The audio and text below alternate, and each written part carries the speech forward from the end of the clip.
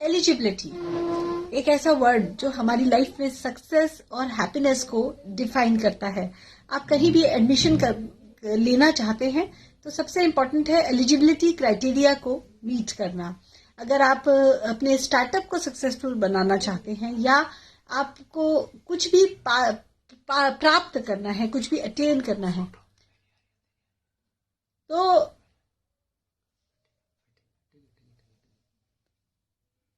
भी हमारे लिए जरूरी है अपनी एलिजिबिलिटी को इम्प्रूव करना, अपने आप को इतना एलिजिबल बनाना कि हम वो अटेन कर पाएं, उसको मेंटेन कर पाएं। जो भी कुछ हमें प्रकृति से मिल रहा है या हम कुछ खरीद कर लाते हैं या किसी भी तरह से कुछ प्राप्त करते हैं। आइए आज बात करते हैं एलिजिबिलिटी कॉन्टेक्स्ट के सब्जेक्ट पर ही। टाइम साइंटिस्ट अश्विनी जी से स्वागत करते हैं उनका हमारे इस प्रोग्राम में। प्रणाम अश्विनी जी, आपका बहुत बहुत स्वागत है जी भोगवान टीवी पर। अश्विनी जी, एक वर्ड आता है एलिजिबिलिटी क्राइटेरिया। जब हम बच्चे का 3 साल के बच्चे का स्कूल में एडमिशन कराने जाते हैं तो वहां हम पढ़ते हैं कि क्या एलिजिबिलिटी क्राइटेरिया है और हम कोशिश करते हैं कि हमारा बच्चा उस क्राइटेरिया को मीट करे सो दैट उसको एडमिशन मिल जाए। लेकिन यही एलिजिबिलिटी हमारी लाइफ में बहुत इम्पोर्टेंट रोल प्ले करती है। क्या लगता है आपको एलिजिबिलिटी की इम्पोर्टेंस क्या है, उसकी इतनी नीड क्यों है? जितना जैसे कि कहा गया, पूत कपूत तो क्यों धन संचय, पूत सपूत तो क्यों धन संचय। यहाँ भी एलिजिबिलिटी की ही बात हो रही है कि आपके बच्चों में की एलिजिबिलिटी अच्छी है तो उनका फ्यूचर अच्छा ही होगा। एलिजिबिलिटी पुअर है तो आप कितना भी कर लें उनका फ्यूचर पुअर ही रहना है। तो आपको क्या लगता है एलिजिबिलिटी की इतनी इम्पोर्टेंस क्यों बताई जाती है? एक शब्द को समझना होगा इसके लिए, ई स्क्वायर। ई स्क्वायर एक ऐसा शब्द है जो कि अपने आप में बहुत कुछ रिफ्लेक्ट करता है। और ई स्क्वायर कोशेंट एक पैरामीटर है जो कि मेजरमेंट है हर इंडिविजुअल का, which is reflecting the 2 most important parameters of each individual which drives the life of the person for performance. मैं यहां पे सक्सेस वर्ड यूज नहीं कर रहा हूं, परफॉर्मेंस वर्ड यूज कर रहा हूं, because key is performance. If you are able to perform well, obviously you are going to get good results, but not necessary, because results are given by someone else. So how much that person is able to assess your E square, we can't say, because self से उसकी E square कितनी poor होगी या अच्छी होगी ये हमें नहीं मालूम है। हम अपनी E square के बारे में तो बात कर सकते हैं पर दूसरे की में नहीं कर सकते। तो ई स्क्वायर कोशेंट एक ऐसा पैरामीटर बन गया है विच इज एक्चुअली कन्वेइंग के मिनिमम इतनी तो है ही। Quotient means it's a parameter, it's a value, it's a digital value, and it is conveying के एटलीस्ट इतना है तो इतना तो उसको समझ आता ही होगा, सामने वाले को वो इतना तो असेस कर ही पाएगा। आप एलिजिबिलिटी को मेजर करने की बात कर रहे हैं और तो मेजरमेंट नहीं, ई स्क्वायर की बात कर रहे हैं जब तो हम, देयर आर 2 पैरामीटर्स और डेफिनेटली ई स्क्वायर कोशेंट का मतलब है measurement. Okay, so E square quotient is measurable. E square is efficiency into eligibility. Okay, why it is E square? Eligibility का ई एंड एफिशिएंसी का E. Okay, so both parameters are important and multiplication of that and with some certain formula is there to bring it to the absolute. So E square quotient is derived from these 2 parameters. Okay. And E square quotient is measurable. Okay. जी, आप eligibility और efficiency 2 concepts की बात कर रहे हैं जिसको आप put together. Concept नहीं, parameters. They are not concepts, they are parameters of each individual. They are there, they belong to the person. Efficiency को हम समझते हैं, हम जब भी किसी बच्चे को कोई काम करने के लिए देते हैं या ऑफिस में भी हम किसी एम्प्लॉय को कुछ हमने असाइन किया वर्क, तो उसने कितनी जल्दी कितना एक्यूरेटली उस काम को कर दिया, हम कहेंगे कि ये बहुत एफिशिएंट एम्प्लॉय है। लेकिन एलिजिबिलिटी एक ऐसी चीज है जो हमारी समझ से, हमारे दिमाग से, हमारी अंडरस्टैंडिंग लेवल, हमारा इमोशनल क्वोशंट, कई चीजें पुट टुगेदर हमारी एलिजिबिलिटी को तो डिफाइन करती है। अभी आपने एक रेफरेंस दिया एम्प्लॉय, हाँ जी, आपने एम्प्लॉय रखा कैसे? उसकी क्वालिफिकेशन, उसका एक्सपीरियंस, उसका that is interview what is लेके। Eligibility, that he was eligible for the job so you gave. हाँ, लेकिन एक असेसमेंट हमने किया, उससे बात करने के बाद, उसका साइकोलॉजी को समझ के और उसके जो भी मार्क्स को देख के। No, what I am saying is, what I am precisely trying to say is that what is, you asked me what is eligibility, okay, so the candidate was eligible to get that job, so you gave. Okay, So whatever you did to test the eligibility of the person is your problem, because you know what job you want to get that job done. You understand what I'm saying? कि eligibility आपने देखी, आपके अपने criteria होंगे according to the job. अब अगर किसी को इंजीनियरिंग की जॉब देनी है और किसी को अकाउंटेंसी की जॉब देनी है, तो एलिजिबिलिटी एक ही तो नहीं हो सकती। Naturally, correct. So you know, you have created a job, so you know what is the eligibility required for that job, and then you release the advertisement and people came with similar eligibility which you need for your job. And out of those 100 candidates, you picked one who was most eligible. Naturally, है ना? So here you have not bothered about efficiency at all. Mind it. We are only talking of eligibility and eligibility at all levels. Okay, So efficiency plays a role once the person is in job. या किसी की भी efficiency को हमें जानना है तो उसे हम काम करवा के देखते हैं। Correct. एलिजिबिलिटी को हमारे लिए जानना थोड़ा चैलेंजिंग होता है।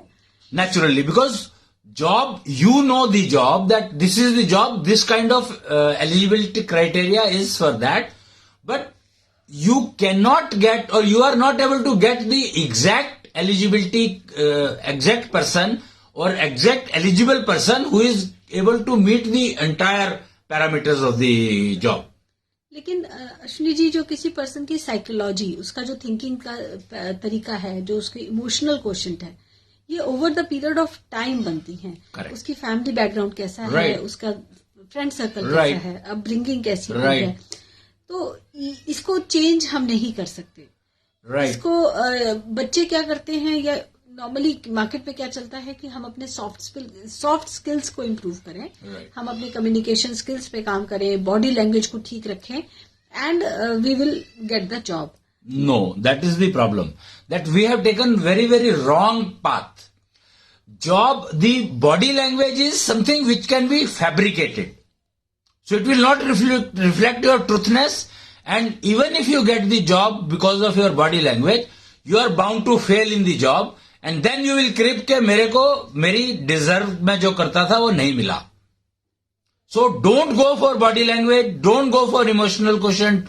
They are all waste parameters, they are all meaningless parameters. Because they can be fabricated. Whereas E-square quotient cannot be fabricated, that is the problem. Okay, तो अश्विनी जी, एक और मेरे आपसे क्वेश्चन था जी. कि can eligibility be improved?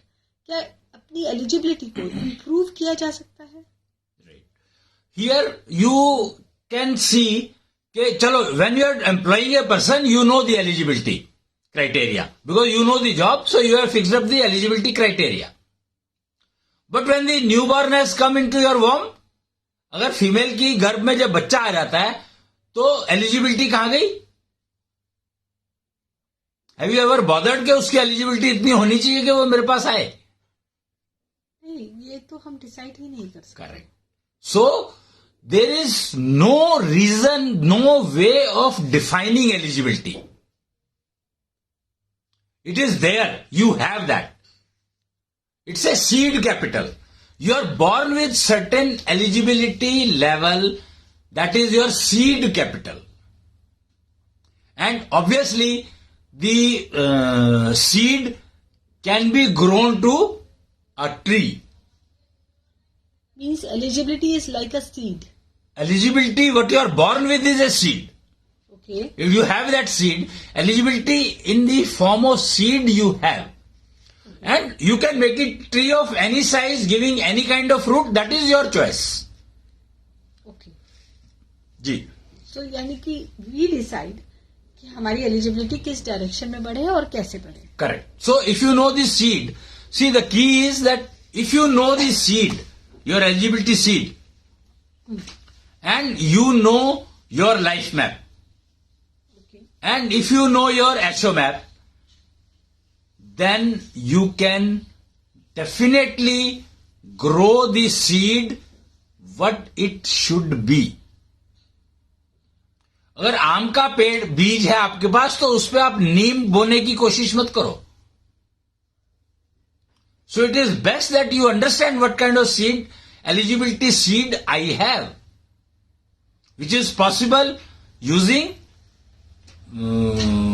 these all ashiotherapy, hexa seed, ashiotherapy, 5 seed, naturopathy. All these systems are available. Shank technology, so many of them are available, which can actually convey you what is your E-square quotient, measurable, what is your eligibility seed, and what is your life map, what is your HO map. Everything is well defined. You can get that read and try to cultivate seed in this direction that it does not give you bad fruit. सड़ा हुआ fruit ना दे आपको. उसमें ऐसी उसकी upbringing करनी है, ऐसी उसकी विस्तार करना है बीज का कि वो आपको खराब फल ना दे. आप किसी एग्जाम्पल से समझा सकते हैं कि एलिजिबिलिटी बढ़ाई और खराब फल दिए उसने, इस तरह का फ्रूट बन गया? बहुत सारे हैं ना. आम के पेड़ में, आम के टेस्ट को देखो ना. एक आम का पेड़ है वो, आप रियल लाइफ में जैसे जिंदगी से रिलेटेड, किसी पर्सन से रिलेटेड आप कोई एलिजिबिलिटी लोग पढ़वा कर रहे हैं, पता ही नहीं है लोगों को कि दे हैव. अभी तो प्रॉब्लम यह है कि the conventional living has not even conveyed that you have eligibility seed. There is something called eligibility seed exist in the person. Okay, लेकिन एग्जिस्ट तो करती है, तो आपको तो दिखता होगा कि किसी पर्सन ने अपनी crime, entire bad fruit. Society में बैड फ्रूट किसको कहा जाएगा? किसी ने मेरा सामान चोरी कर लिया, क्राइम, किसी तरह का crime. Yes, any kind of crime, mental, physical और स्पिरिचुअल. हाँ जी. So any kind of crime is a bad fruit. Yeah, of course. That's it. So eligibility, you didn't know your eligibility, you cultivated in a wrong direction and it gave you bad fruit. That's it. Okay, तो ये eligibility wrong direction में बढ़ रही है हमारी या right direction में, ये हम कैसे जज करें? लाइफ मैप को अगर आपने नहीं समझा तो रॉन्ग डायरेक्शन होने के चांसेस बहुत है. चांसेस होना बहुत है, लेकिन हम एक बच्चे को बड़ा कर रहे हैं. हर माँ चाहती है कि मेरा बच्चा बहुत सफल हो, जिम्मेदार नागरिक बने. मैक्सिमम मदर्स इसी तरह के संस्कार या कम से कम बताती हैं अपने बच्चे को. लेकिन अल्टीमेटली हम आज बड़े लोगों में देखते हैं तो मेजॉरिटी हमें बेईमान मिलती है. वो इसीलिए ना, क्योंकि आपको आपके एलिजिबिलिटी सीट नहीं पता आपके बच्चों का, और डायरेक्शन नहीं पता, लाइफ मैप नहीं पता, और एशो मैप नहीं पता. 3 parameters I have conveyed. Efficiency I am not talking here, I am talking pure eligibility. तो उससे क्या फर्क पड़ गया? फर्क पड़ गया ना कि अगर आपकी एलिजिबिलिटी थी इंजीनियर बनने की, आपने उसको डॉक्टर बना दिया एनफोर्स करके. अब वो क्या करेगा?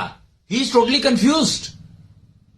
तो ही वुड, एंड इंजीनियर बनने में उसको 10 लाख रुपए लगते और डॉक्टर बनाने में उसको 1 करोड़ रुपया लगा. तो उसका सारा ट्रैक ही क्राइम की तरफ चला, पुश कर दिया आपने. जो उसका mental wealth, bent of mind था, ही वॉज ए इनोवेटिव. और मेडिकल साइंस में इनोवेटिव होती ही नहीं, because body is fixed. Whereas when we are talking about engineering, why engineering is preferred over any other profession? Because engineering exploits your innovative skills. That is the only area where you can exploit your skills to any extent. Balance all, you have everything limited. Very, very limited in fact. You talk of allopathy, medical science. It has a very, very limited, body is fixed. You have not made it. Engineer creates, whereas everybody else uses.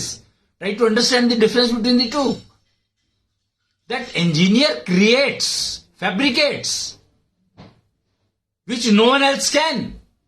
That is why the today entire medical science is dependent on pathology lab.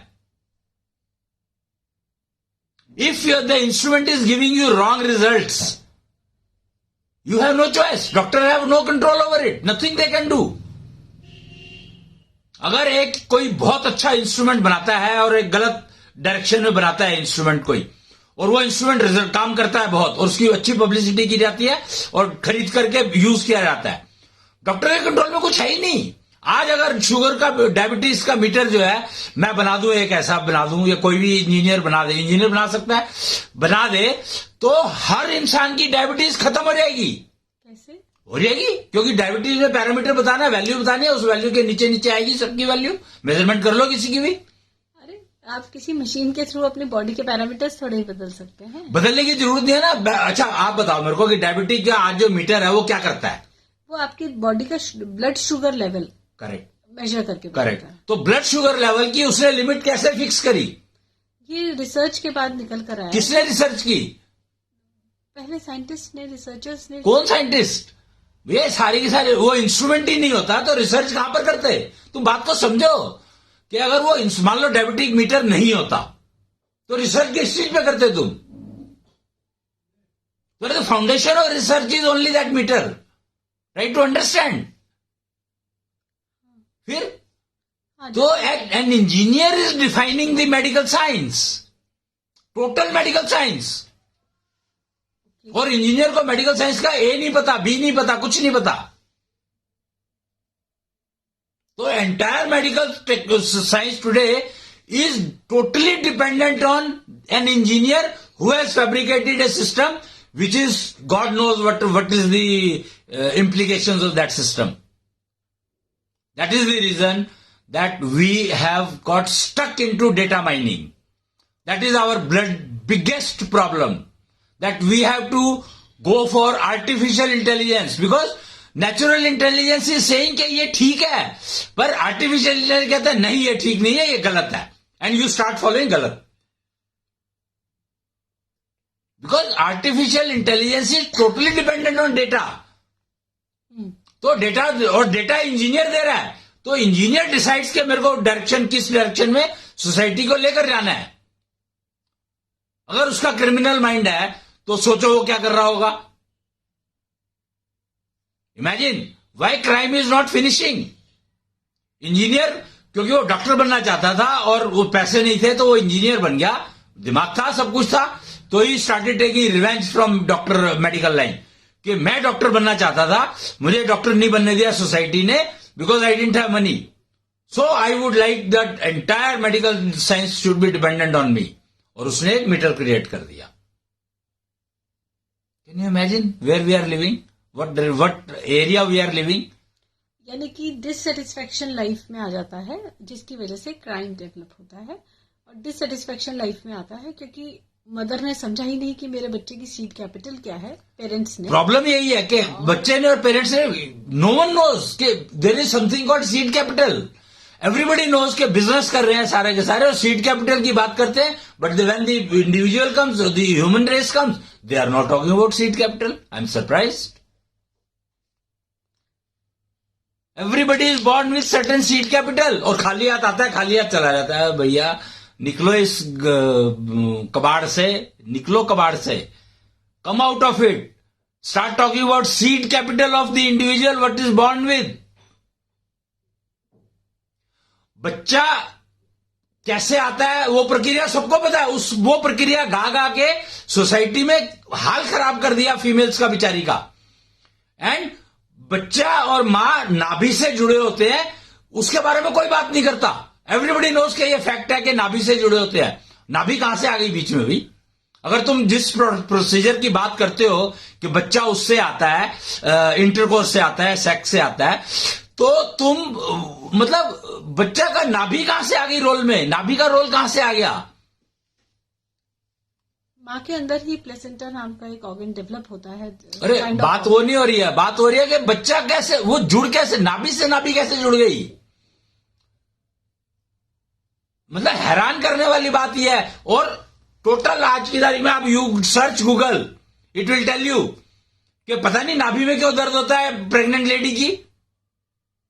अरे भैया, बच्चा वहीं से आता है।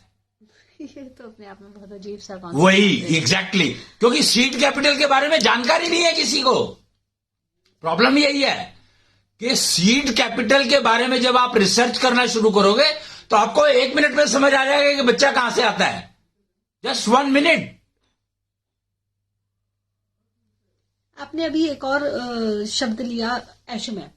हाँ जी। आप बात कर रहे थे कि सीड कैपिटल यानी कि हम क्या लेकर पैदा हुए हैं, बच्चे का ओरिजिनल अपना क्या लाया है बच्चा, कैपेबिलिटीज, ये तो हो गई उसकी सीड कैपिटल। लेकिन इसके बाद एक और वर्ड आपने जो 3 मैप्स ऑफ लाइफ, इसका क्या फर्क पड़ता है हमारी एलिजिबिलिटी पर? आपका सीड कैपिटल आपको पता लग गया, हाँ जी, मान लो जी। फिर आप उसको सीड को कल्टीवेट किस डायरेक्शन में करना है वो कैसे पता लगेगा? अब मान लीजिए मुझे पता लग गया कि मेरा बच्चा इंजीनियरिंग के लिए इनोवेटिव क्वालिटीज लेकर पैदा हुआ है, तो मैं बच्चे को एक इनोवेटिव एनवायरनमेंट के लिए तैयार करूंगा। ब्रांच में भी यू कांट डिवाइन ना। See that is the key के मेरे को आम का पेड़ बीज मिला है तो मैं आम का पेड़ लगाऊंगा ना। आम के बीज को डाल रहा हूं मैं और जो उसकी कल्टीवेशन कर रहा हूं नीम के पेड़ की तरह से कर रहा हूं, तो क्या मिलेगा तुम्हें? अच्छा, तो सीड कैपिटल तो हो गया कि ये आम का बीज है, और 3 मैप्स ऑफ लाइफ डिफाइन करेंगे कि दशहरी आम है या लंगड़ा आम है। नेचुरली। ओके, तो ये 3 मैप्स ऑफ लाइफ आखिर हैं क्या, जिससे हमारी the first map is your life map. That defines the direction where you have to develop your seed. Entire life map reflects your seed, how to cultivate it. In which direction you will cultivate. मतलब आम का बीज है तुम्हारे पास, तो आम के पेड़ में दशहरी लगाना लगेगा। वो बीज किस पेड़ का है? आम के बीज का वो है, तो आम के बीज के तरीके से उसको डेवलप करना है, वो लाइफ मैप बताता है। तो लाइफ में बताएगा बेसिकली कि बच्चे को किस डायरेक्शन में पालना है, कैसे उस सीड को कैसे वो करना है, राइट, कैसे हॉबी क्लासेस या किस तरह की बातचीत हम बच्चे एग्जैक्टली हम किस तरह से उसे बड़ा करना है, राइट। ये कंसीव करते ही आ जाता है, माइंडेड। ठीक है जी। दूसरा मैप है एशो मैप। एशो मैप ये आता है डिलीवरी के बाद, जब बच्चा डिलीवर हो जाता है तब एशो मैप आता है। Okay, then it defines what kind of events are going to take place in your life. इसको तो किस्मत पढ़वाते हैं नहीं, की। वो डेस्टिनी मैप है। इवेंट्स आई सेड जो श्योर शॉट आएंगे ही आएंगे। हाँ, तो ये कई बार कुंडली देखकर पंडित बताते हैं कि बच्चा इस उम्र में बीमार होगा, बच्चा इस उम्र। अरे नहीं नहीं नहीं, बीमारी होना कोई एशो मैप का पार्ट नहीं है। एशो मैप इज के जैसे फीमेल है तो उसके पीरियड्स आएंगे, बीमारी से क्या मतलब है उसका, जैसे कॉल ऑफ नेचर। सो एशो map is reflecting call of nature. That is why it happens after delivery. You come to know that what is the Asho map of the person. तो पीरियड उसके जल्दी आ जाएंगे, देर से आएंगे, या क्या ध्यान रखना है, क्या केयर कर रखनी है, मीनोपॉज आएगा, प्रेगनेंसी होगी, तो ये सारे फैक्टर्स को की जो स्टडी है वो एशो मैप से होती है। ओके जी। तो ये हो गया एशो मैप की। बेटी हुई है तो नेचुरली बेटी वाला उसका साइकिल रहेगा हिसाब। तो एशो मैप जो है बेटी के हिसाब से होगा, जेंडर के हिसाब से होगा, करेक्ट, के हिसाब से हमें ट्रू उसका नेचुरली हमें एब्सोल्युटली एक लड़के जैसी, राइट। तीसरा मैप है डेस्टिनी मैप, जो 3 साल का बच्चा जब हो जाए उसके बाद देखा जाता है। दैट इज कन्वेइंग कि उसकी लाइफ जनरली चलेगी कैसे, हेल्थ लाइन कैसी रहेगी उसकी कैरियर किस डायरेक्शन में ठीक रहेगा, मतलब बिजनेस करेगा या जॉब करेगा, पैसा की उसकी क्या पोजीशन रहेगी, उसकी मैरिड लाइफ कैसी रहेगी, उसकी एक मैरिज चल जाएगी या एक टूटेगी दूसरी बनेगी या 2 चलेंगी पैरेलली, किस तरह की वो चलेगी, ये सब चीजें डेस्टिनी मैप में होती है। This is called destiny map and that is studyable after 3 years and every 3 years it changes. हाँ, डेस्टिनी पढ़वाने का बच्चे की ये भारत में तो एक परंपरा रही है, हमेशा रहेगी। सनातन की ये सनातन मैं जो बता रहा हूं, ऑल दीज आर सनातन प्रक्रिया, Sanatan process, all these maps are linked with Sanatan and seed capital is linked with Sanatan. हाँ, सनातन संस्कृति, आई मीन हिंदू संस्कृति में मैंने ऐसा भी सुना है कि कुछ प्रोसीजर्स हम बेटियों के लिए ही करते हैं, कुछ प्रोसीजर्स बेटे के लिए ही करते करना हैं। ही पड़ेगा, कोई चॉइस नहीं है भाई आपके पास। तो 40 दिनों बाद हम ये करेंगे, बेटी है तो ये। That's it. तो दैट इज अबाउट एशो मैप और डेस्टिनी अब मैप। अब आप इसको यहाँ देखो कि शादी से पहले, मैरिज से पहले अगर लड़का और लड़की दोनों के डेस्टिनी मैप पढ़ लो तो आपको पता लगेगा कि आपका जो स्पाउस है वो और दूसरों के साथ जुड़ेगा कि नहीं जुड़ेगा। अगर हम डेस्टिनी मैप एक दूसरे का पढ़ने लगे तो शादियां होनी बंद हो जाएगी। तो क्या फर्क पड़ता है, खराब चले इससे तो बेटर है कि ना हो। भाई अगर दोनों टेंशन में रहे, अब शादी कर रहे आप tension, why are you marrying, have you ever thought that why are you marrying, what is the purpose of marrying? शादियां ही नहीं होंगी तो समाज कैसे आगे बढ़ेगा, ये चक्र कैसे चलेगा? कौन सा समाज आगे नहीं बढ़ रहा? शादियां हो रही हैं या नहीं हो रही हैं, इररिस्पेक्टिव। अब जापान में देखें, चाइना में देखें, इवन यूएस में भी अब यंग पॉपुलेशन की, इवन कोरिया में भी बच्चे नहीं पैदा हो रहे हैं। ये एक बहुत चिंता का विषय नहीं तो ये क्यों नहीं हो रहे वो समझो ना। प्रॉब्लम ये है कि वो क्यों नहीं हो रहे ये समझो। लोग शादी नहीं करते। नहीं, शादी का, अरे बच्चे ना होने का शादी से क्या कनेक्शन है? शादी से क्या कनेक्शन है उसका? ये एक जंगल जैसा समाज बन जाएगा अगर बिना शादियों के बच्चे होने। हो रहे हैं, एक असभ्य समाज बन। किसने कहा हो रहे हैं? मतलब आज की तारीख में तो काउंट करोगे तो मेरे ख्याल से बहुत सारी पॉपुलेशन ऐसी है जो बिना शादी के हो रही है, और जो शादियों के बाद भी हो रही है वो जरूरी थोड़ी है कि उन दो से ही हुआ हो। तुम ये भी बात को समझो ना। अगर तुम्हारा डेस्टिनी मैप कह रहा है कि you will have 2 relations, then because your destiny map is defining everything. So don't run away from your life. Don't look for escape route. Everybody has started looking for escape route because of artificialness. Natural intelligence he artificial intelligence बना रही है भाई। तो जो criminal mind है वो naturally फिर वो वही बात होगी कि इंजीनियर ने एक इंस्ट्रूमेंट बनाया और वो ये बताता है कि तुम्हें ये प्रॉब्लम आने वाली है। वो प्रॉब्लम का कहीं मेडिकल साइंस में जिक्र ही नहीं है, और एक नई प्रॉब्लम क्रिएट कर दी, नई बीमारी क्रिएट कर दी।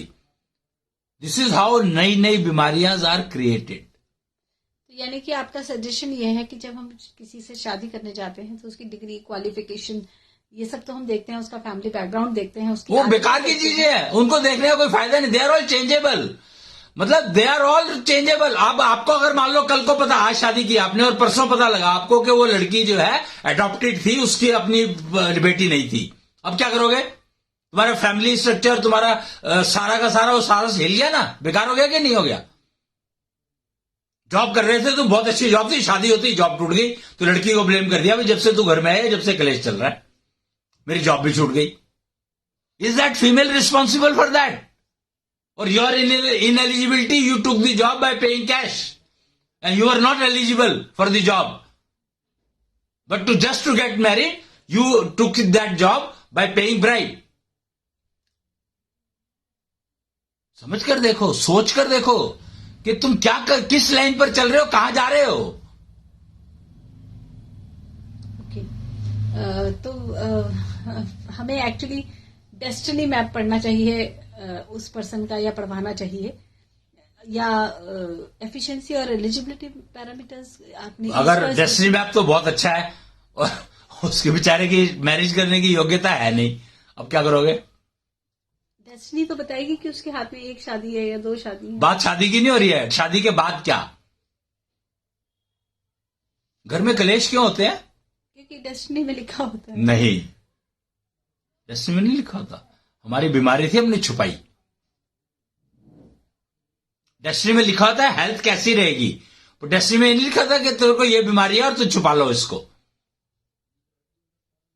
अपनी बीमारियां तो एक दूसरे को कौन ही बताता है शादी से पहले। तो फिर तो भुगत, फिर कलेश, तो फिर यू आर इन्वाइटिंग कलेश, तो देन व्हाई डू यू क्रिप के हमारे घर में कलेश होते हैं। एंड दूसरी बात ये कि जब हमारी मैरिज होती है तो वी आर नॉर्मली यंग, लड़का लड़की की एज कम ही होती है, पहले तो बहुत कम ही 22-25 ऐसी एजेस में शादियां हो जाती थी, और जो बीमारियां आने लगती हैं बॉडी पे वो 30 के बाद। किसने कहा? बच्चे बीमार पैदा होते हैं भाई, और पहले भी होते थे, एक नहीं आज हो रहे हैं। पॉल्यूशन बहुत है। अब देखो, if you are going for artificial intelligence, then you will start looking for escape routes only. Try to look for an escape route which is leading you to understand what you are, which is possible only by knowing your seed capital and maps. That is your आत्मज्ञान। किसको कहते हैं? आत्मज्ञान का मतलब ही यही है कि मेरी सीड कैपिटल क्या है मुझे पता होना चाहिए, और मेरे मैप्स क्या कह रहे हैं मुझे पता होना चाहिए, तभी मैं अच्छी जिंदगी जी सकता हूं। जी। तो अश्विनी जी, बहुत कुछ आपसे आज हमने जाना है, ज्ञान की बात आपसे बहुत कुछ हमने प्राप्त की है। तकरीबन आधा घंटा हमें बात करते हुए हो चुका है। एलिजिबिलिटी जो मैं समझ पाई हूँ वो ये है कि हम कितना समझ पाते हैं, हम कितना कर योग्यता it is the eligibility is nothing but योग्यता कि मेरे को ये काम करने की योग्यता है या नहीं, और अगर है तो मैं करूं ये रादर देन योग्यता को आप डिग्री से नापो। Try to understand that what is the eligibility seed one is born. हमने बचपन में एक बात सुनी थी, करत करत अभ्यास के जड़मती होत सुजान, रस्सी आवत जात के सिल पर पड़त निशान। Mind it. Now this is a very very important कहावत जो विच यू हैव सेड, सिल पर पड़त निशान, और तुम इंसान हो, सिल नहीं हो। यानी कि ये कहावत हमारे लिए गलत है। नेचुरली ह्यूमन बीइंग के लिए वो कहावत कैसे ठीक हो सकती है? कैसे ठीक हो सकती है? और जो करत करत अभ्यास के बोला गया तो वो कहा कि प्रैक्टिस, एक प्रोडक्ट बना रहे हो, ये फैक्ट्री के लिए एग्जांपल है कि तुम जो प्रोडक्ट बना रहे हो वो प्रोडक्ट को बनाते रहोगे तो तुम्हें धीरे धीरे you will learn to make it perfect. But if you change the product you are finished. So keep it in mind, it is what it is saying कि अगर सेम प्रोडक्ट पर चल रहे हो तो तुम ठीक हो, एक्सपर्टीज बढ़ेगी तुम्हारी, but the moment you change product you are finished. Take it for granted that your life is finished if you change the product. और product, when we are talking of human being, every minute product changes, इसलिए valid नहीं है ये कहावत। जी। तो यानी कि ये जो हमें बताया गया है बचपन से, हम बच्चों को भी सिखाते हैं कि सब बच्चे मेहनत करो तो सब सुंदर लिख पाएंगे, सब बच्चे मेहनत करो तो सब अच्छा कर पाएंगे। ये अपने आप में एक बहुत गलत कॉन्सेप्ट है जो हम नहीं, गलत मैं नहीं कहूंगा, क्योंकि मैं गलत कहूंगा तो पीटेंगे लोग मेरे को। बट फैक्ट इज दैट अच्छी हैंडराइटिंग किसी काम नहीं आती, क्योंकि कंप्यूटर आ गया, सारे उसमें काम करते हैं, और प्रिंट निकालना है, सबका प्रिंट एक जैसा है, कोई अच्छी हैंडराइटिंग का मतलब ही खत्म हो गया। इसलिए वो अभ्यास करके क्या मिला? सॉरी जी। टेक्नोलॉजी से अब ये जाना जा सकता है कि एलिजिबिलिटी क्या है, सीड कैपिटल क्या लेकर आए हैं, 3 मैप्स ऑफ लाइफ क्या है, so that we can understand कि किस डायरेक्शन में हमें एलिजिबिलिटी बढ़ानी है, तो हमें मीठे फल ही प्राप्त हो, सड़े हुए फल या कड़वे फल हमें जीवन से नहीं, सड़े हुए फल ना मिले। कड़वे और मीठे दोनों काम आते हैं, नीम भी बहुत काम आता है और मीठा आम भी बहुत काम आता है, इसे सड़े फल ना मिले। जो नीम के फल होते हैं, निम्बोली जिसे कहा जाता है, वो मीठी होती है, बात तो फल की हो रही है ना। जी। तो आज के लिए इतना ही। बहुत बहुत धन्यवाद हमारे प्रोग्राम में आने के लिए। कल हमारा एक विशेष प्रोग्राम आपके साथ रहने वाला है 4 फरवरी पर। हम बात करेंगे ऐशो पावर, स्पिरिचुअलिटी, इन कॉन्सेप्ट्स पर आपसे डिस्कशन रहेगा, और समय हम जल्दी ही प्रसारित करेंगे भगवान टीवी पर। और बहुत बहुत धन्यवाद आपका। प्रणाम। प्रणाम। जय जय भगवान। जय भगवान।